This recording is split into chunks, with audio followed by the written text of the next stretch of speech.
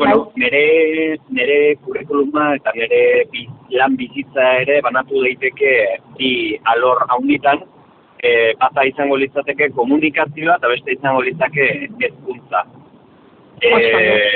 Ikasi ditudan karrerak ere alaxekoak dira, batetik publizitatea eta harreman publikoak ikasi ditun, eta ondoren aurrezkuntza. Beraz, koherentzia modu.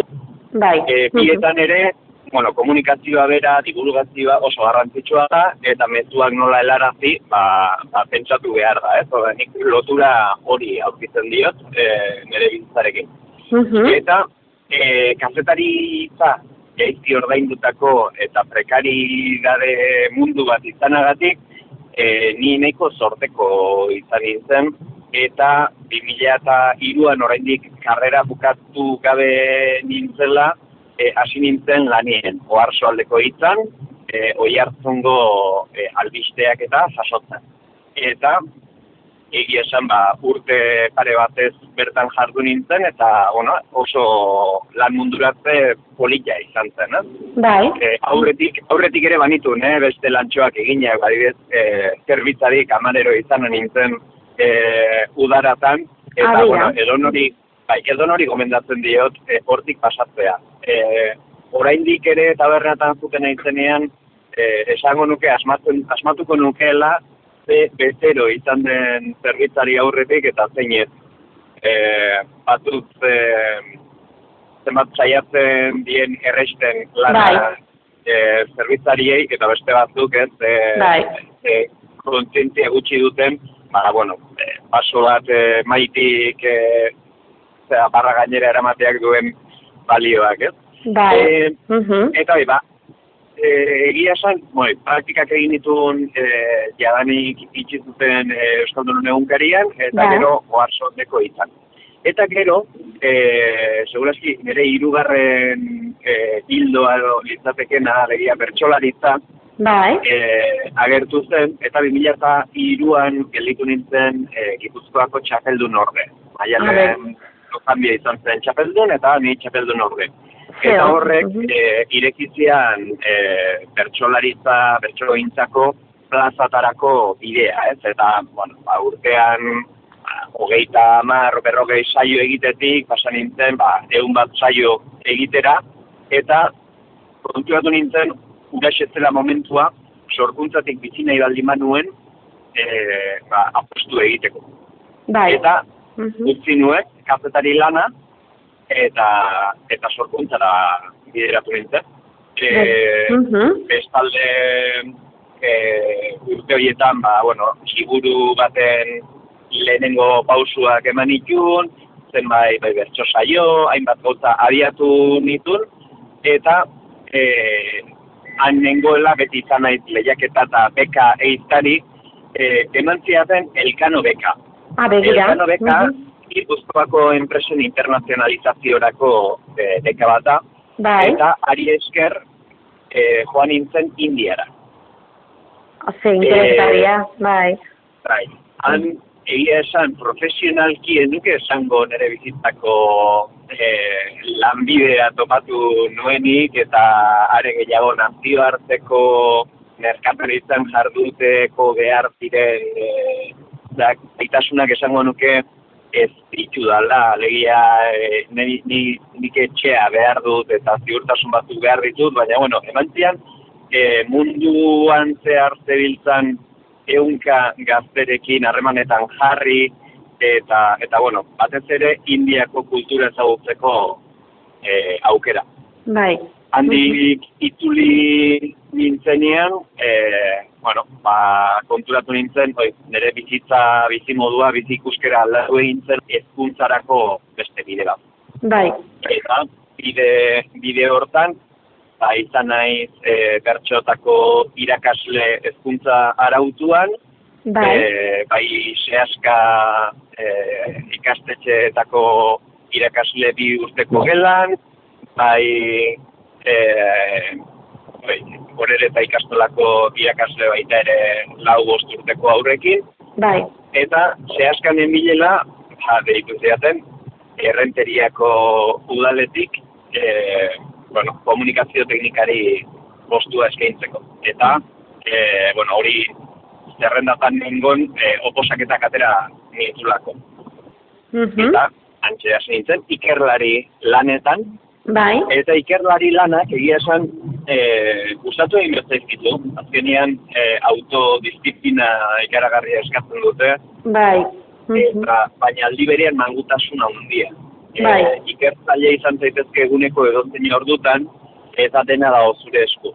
Bai. Orduan, niri oso ondo zetorkidan batez ere familia osatzen nahi nintzelako garai hartan. Bai. Eta askatasun horri esker, aurrai, bueno, denbora asko eskaini niezaiokelako. Bai. Egia esan, nire azken urtetako erabakiak ulertzeko ere garrantzi asko du familiak. Profesionalki ondo egotea garrantzitsua da, eta familia bat dauzunean,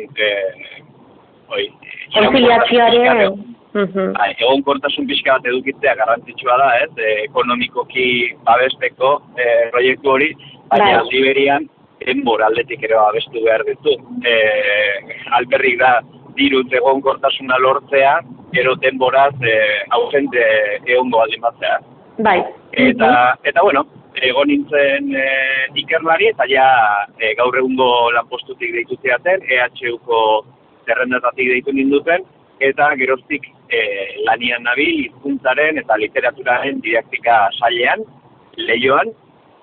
Urte batean Donostira etortzeko, hurbiltzeko intentzioz, baina oso gustura esan Leioako ikasleekin. Oso ondo. Eta zer esango zenuke, zer da ematen dizu honena zure ofizio, zure lanbide? Esango nuke askatasun hori dela. Bertaratu ninteke astean 2 egunetan soilik. Bai. Eta gainontzekoetan etxetik jardu. Eta horrek ahalbidetu dit goizero alaba ikastetxean uztea, eguarditan jasotzea, eta bueno, gozaldu behakin, bazkaria behantzat prestatu, afaria behantzat prestatu, alegia etxean nago. Egia da batzutan, etxetik lan egiteak baduela noiz hasten eta noiz bukatzen den zure lan jornada ez bere hitzeko arrisku hori, baina aldi berean beti zaude etxean, zer gerta ere, gaixo baldin badago bertan zaude, ez duzu kontuik eman behar. Hori, belaunaldi desberdinen arteko elkarlana nola ikusten duzu? Osea, baloreak transmititzen dira, elkarlan horren onura zein izan daiteke? Bueno, bi plano bereiziko nituzke batetik, nire lantokia, alegia unibertsitatea, badago belaunaldi arteko tasun bat, esango nuke eredu asiatikoaren antzeko xamarra, alegia mentorizazio moduko bat badago, eta hori gertatzen da tesi zuzendaria eta tesi egilearen artean adibidez, edo ikerketa taldeko burua eta ikerketan abiatu berri dien pertsonen artean, edo gure saileko zuzendariaren eta irakasle arrunten artean, hor badago alako, babes bat. Gainontzekoan, esango nuke, unibertsitateko irakasleena ez dela prezeski eredugarriena den transmisio gunea. Alegia, nahiko individualista da, alde hortatik norberak du askatasuna norbere irakasgaia prestatzeko, eta askatasunari danean batzutan da, egintzatu aldezuna, transmisio hori guztiz eten da dago. Eta beste batzutan transmisio hori badago, baina asko dago postua guztien duenaren borondatearen menpe. Bai. Aldi berian, balore bezala ere aipatzeko bertsolaritzatik natorni eta bertsolaritzan bai belaunaldi arteko tasun hori bai bizi izan dudala eta babes hori ere beti existitu da eta bereziki azpimarragarria da hori bertsolaritzan elkarren babesle izateaz gain, elkarren kompetentzia ere izan gintezkeen, azken finean pertsotako plazak bakanak dira, eta nik bertsoari berri batek leku bat hartuko baldin badu, segurazki bertsoari zahar batek leku bat galduko du. Eta hala ere, ikusten da belaunaldi artekotasuneko halako elkartasun bat. Bai, zure ibilbide honetan aldaketa handiak nabaritu dituzu, hori, zuk esan duzu komunikazio arloan lanean hasi zinenetik, ibilbide horretan, aldaketa nabaritu baldin badituzu, zein aipatuko zenituzke? Adibidez, teknologia oain esaten dan moduan, teknologia txertatu dela eta eraginik izan duen zure lanean, edo bestelako aldaketa lan egiteko moduan, lanaren baloreak. Esango nuke teknologia izan daitekela giltzarrietako batez ere komunikazioaren alorrean. Ni karrera bukatu nunean, internet realidade bat zen dagoeneko, baina oraindikan zeukan halako indarrik, egunkariak ale fisikoekin, ale fisikotan saltzen ziren nagusiki eta haien bidez finantziatzen.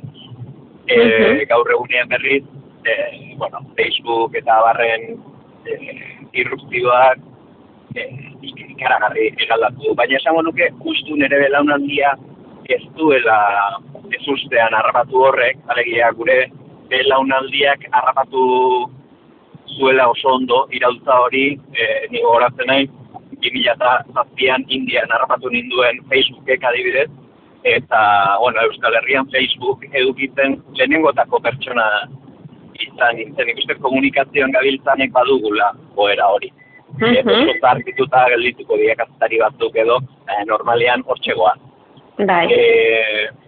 Eta horrek ez du esan nahi, gendikan aurrera, 40 urteak kumplituta, zarkitzen hasiko ez gehanik, beste iraultza bat, demagun metaversoaren iraultza edo kriptotxamponak edo dena delakoekin, akaso tokatuko zaile, baina oraingoz ez dut sensazio hori. Oson. Eta, Jon,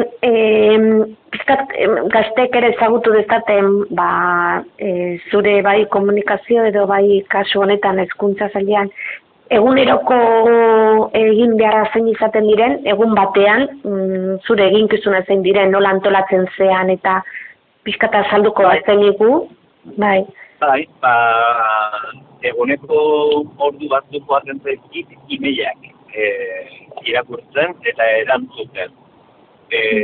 Adibidez, arkituta gelditu den gauzen adibideekin jarraitzeko, guk tutoretza orduak ditugu, presentzialak, eta ikuskariak etortzen zaizkigu unibertsitatea ea bulegoan gauden baieztatzera, baina realidadean guk gure tutoretzak, gure konsultak e-mail bidezkoak dira, eta gaina ikasleen e-mailak idazteko modua ere aldatu da.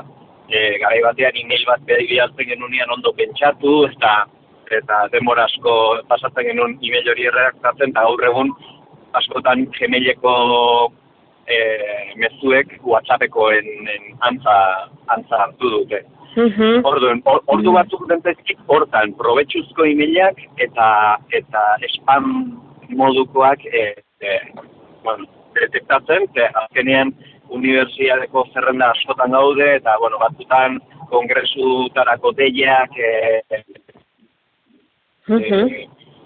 interesantzen nuen ez ezkin not askoren arte zaitatzen dugu. Gero, nire denboraren zati bat, nire kontratuaren zati bat ikerketarako doa.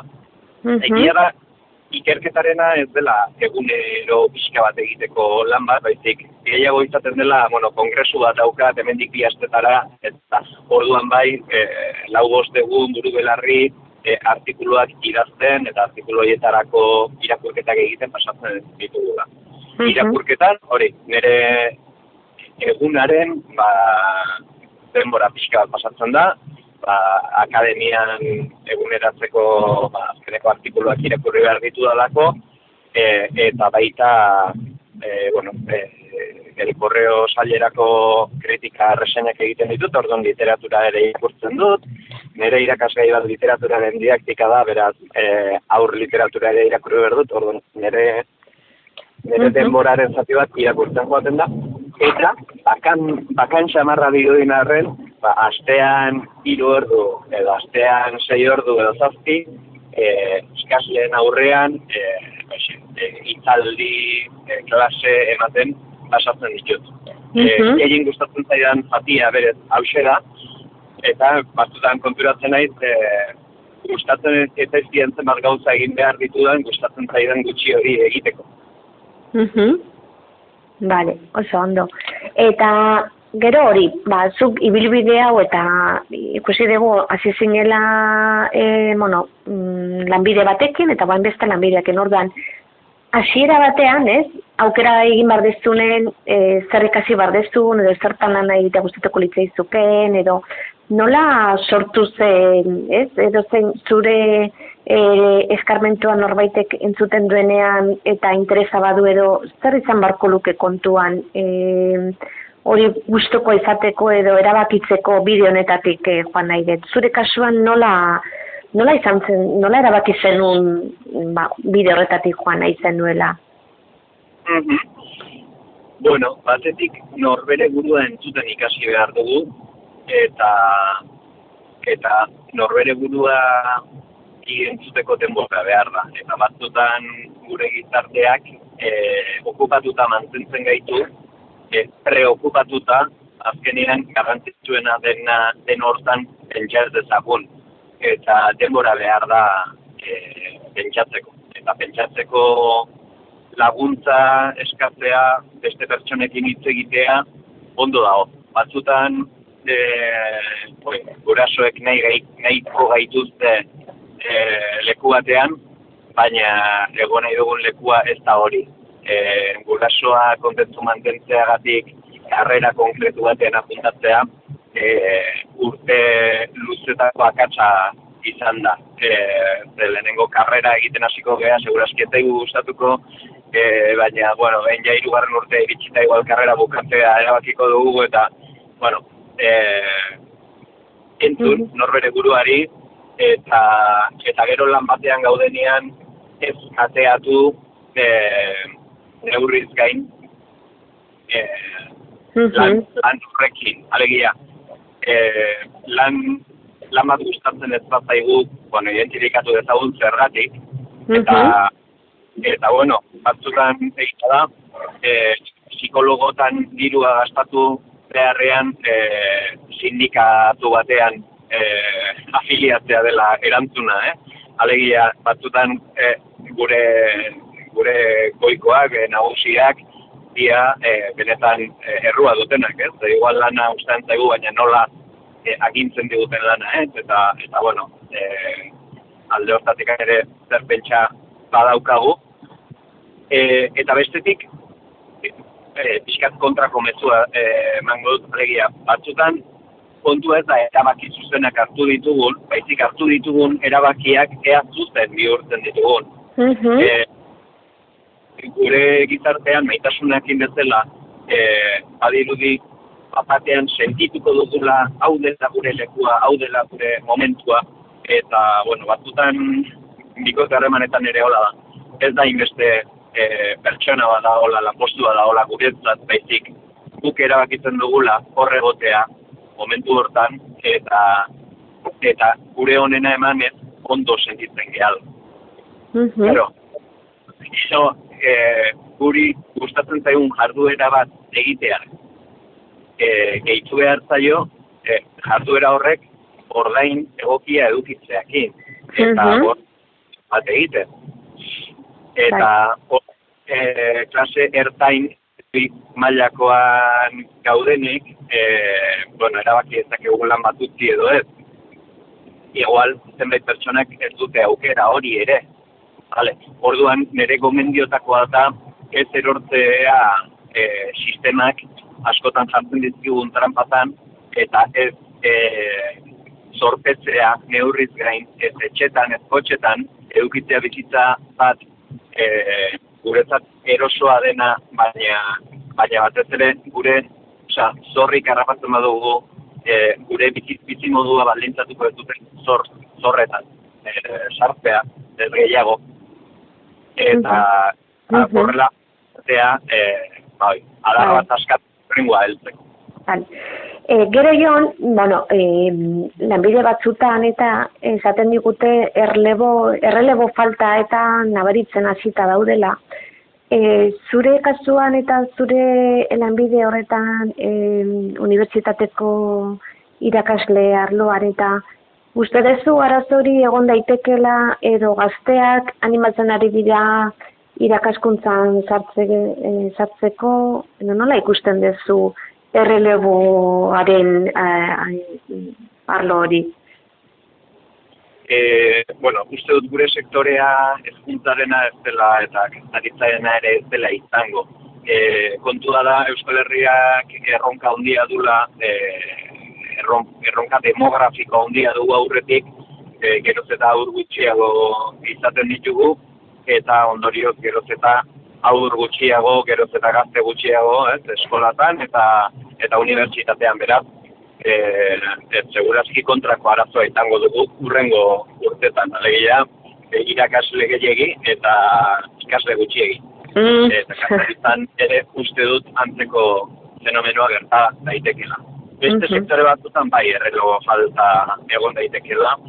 Lehenengo sektorea iruditzen zait bereziki garrantzitsua, oraintxe hasi gea gasolinaren erregaien garestitzea nabaritzen, eta salduko digute segurazki gerra bati dagoki, gerra bat medio dela garestitze hori, baina,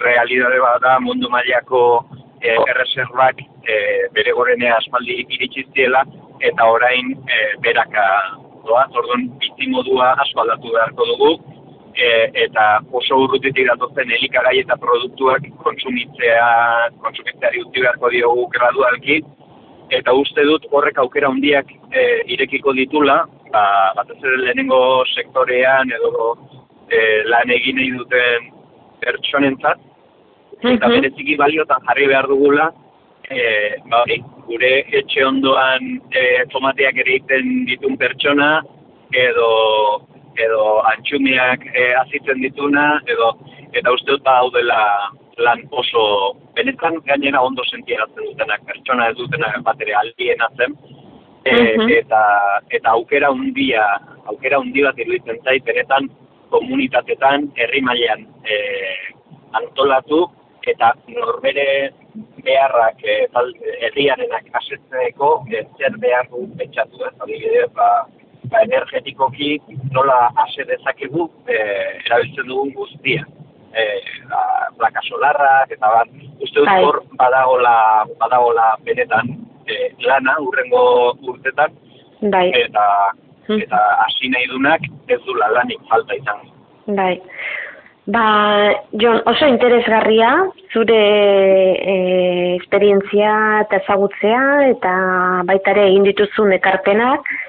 Gero orduan esperientzia hau gazteengana joango gara saltzea, zerbait gehiago esan nahiko zenieke, pixka bere etorkizunera begira ze aspektua kontuan izan barko lituzken, edo aldaketak baldin badaude nola aurre egin, edo zerbait hola aipatu gehiago nahiko zenuke, Jon?